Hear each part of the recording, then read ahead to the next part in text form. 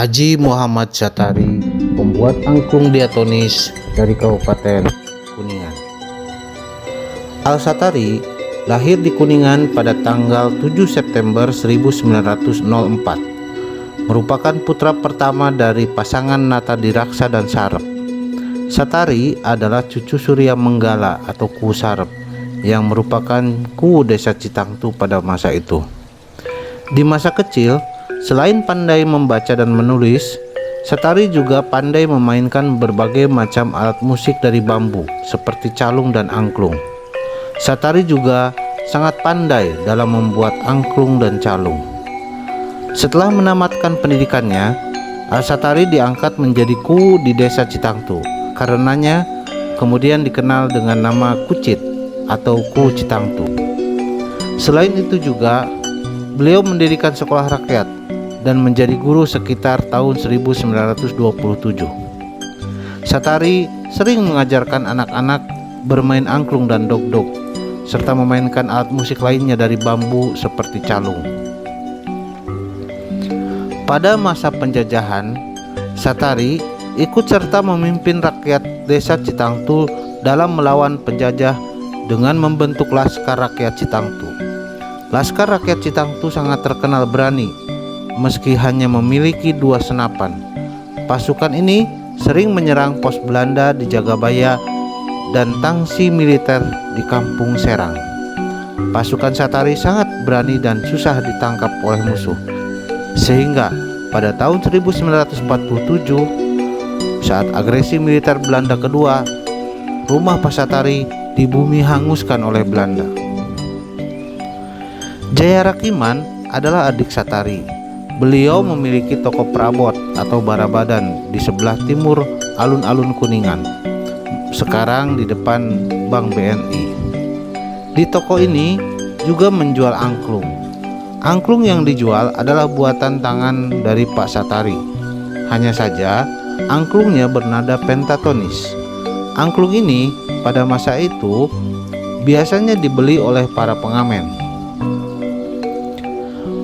Sekitar tahun 1938, toko Pajaya didatangi oleh Padayeng Sutigna yang ingin membeli dan belajar membuat angklung.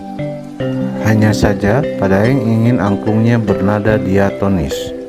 Karena Pajaya Rakiman kurang bisa membuat angklung, kemudian Padayeng dikenalkan oleh Pajaya Rakiman pada Pak Satari yang membuat angklung jualannya. Dayeng Sutigna lahir di Garut pada tahun 1908. Pada tahun 1928, setelah lulus dari Quick School, Dayeng Sutigna mengajar di sekolah di Kabupaten Cianjur. Kemudian beliau pindah ke Kuningan. Dayeng Sutigna mengajar seni dan membentuk grup seni mandolin serta harmonika, di mana anggotanya adalah para siswa kepanduan dari HIS Kuningan. Minat siswa untuk belajar seni pada waktu itu sangat rendah karena kurangnya sarana mandolin dan harmonika.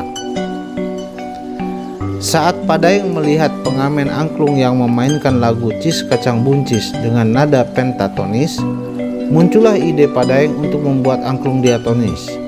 Hanya saja Padayeng belum bisa membuat angklung pada waktu itu. Atas informasi dari pengemis angklung yang ditemuinya, kemudian Padayeng Sutigna menemui Jaya Rakiman, dan atas informasi dari Pak Jaya Rakiman, akhirnya Padayeng Sutigna bertemu dengan Pak Satari untuk belajar membuat angklung dan Pak Wangsa yang mengajarkan mengenai bambu terbaik sebagai bahan pembuat angklung. Kemudian Pak Satari membuatkan angklung diatonis sesuai dengan arahan dan keinginan dari Padayeng. Angklung diatonis ini diajarkan pada siswa oleh Padayeng dan sering digunakan dalam berbagai pertunjukan, sehingga kemudian terbentuklah kelompok angklung diatonis pimpinan Padayeng. Puncaknya adalah pada saat perjanjian Linggarjati di Kabupaten Kuningan. Grup ini menampilkan persembahannya. Pada tahun 1949, Dayeng Sutigna pindah ke kota Bandung dan menjadi kepala sekolah dasar di sana. serta diperbantukan pada Dinas Pendidikan dan Kebudayaan Jawa Barat. Kepergian Daeng Sutigna sambil membawa angklungnya serta didampingi oleh Setia Miharja yang lebih ahli dalam membuat angklung pada masa itu. Pada waktu itu, Pak Satari diangkat menjadi camat di Astana Japura, Cirebon. Jabatan Kuwu Citangtu diserahkan pada Pak Jaya Rakiman. Selain menjadi camat, Pak Satari terus mempopulerkan angklung diatonis, terutama di Kabupaten Kuningan dan Cirebon. Pak Satari membentuk grup seni. Karena kesungguhan Pak Satari dalam mempopulerkan seni angklung diatonis, sehingga mendapatkan perhatian dari tokoh bangsa seperti Bapak Emil Salim. Pak Satari juga menerima penghargaan dari Brigjen TNI Masudi, Gubernur Jawa Barat, atas jasa-jasanya dalam bidang nation dan karakter building di tahun 1965.